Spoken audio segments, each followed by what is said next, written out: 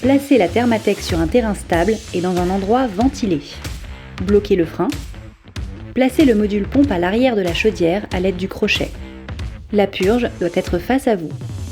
Posez le jerrycan de carburant sur le crochet à l'avant de la chaudière. Lors de l'utilisation en zone sensible, installez le bac de rétention sous la machine afin de récupérer les éventuelles fuites ou gouttes de carburant. Sortir le tuyau d'aspiration de carburant du tube de rangement.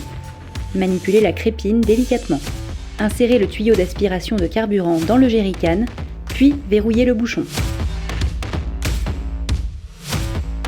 Posez le deuxième jerrycan dans le bac de rétention pour qu'il soit à portée de main lors du renouvellement de carburant.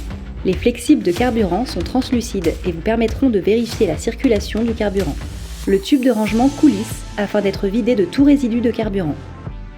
Attention de ne pas réutiliser le carburant souillé.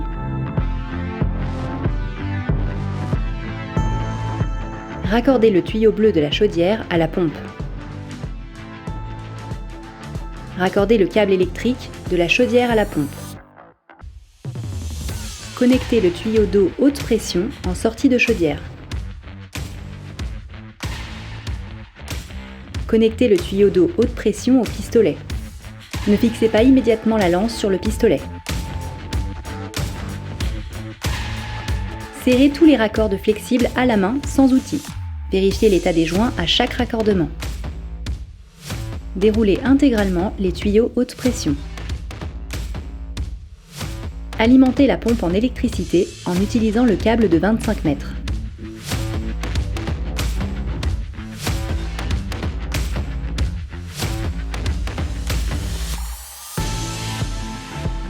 Allumez le boîtier RCD et testez la ligne avec le bouton Test.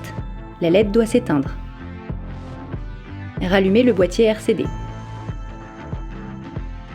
Contrôlez le niveau d'huile de pompe. Vérifiez l'état de propreté du filtre de la pompe. Raccordez le tuyau d'arrosage à la pompe.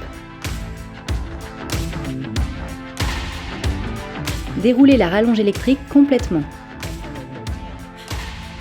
L'utilisation de rallonge électrique non fournie par Thermatec peut créer un risque de surtension. Le débit d'eau minimum nécessaire au fonctionnement est de 9,5 litres par minute. Vous devez pouvoir remplir un seau de 10 litres en 1 minute par exemple. La pompe peut être alimentée par un groupe générateur de 5 kVA. Il est possible d'utiliser l'eau d'une cuve ou de pomper l'eau d'un puits jusqu'à 4 mètres.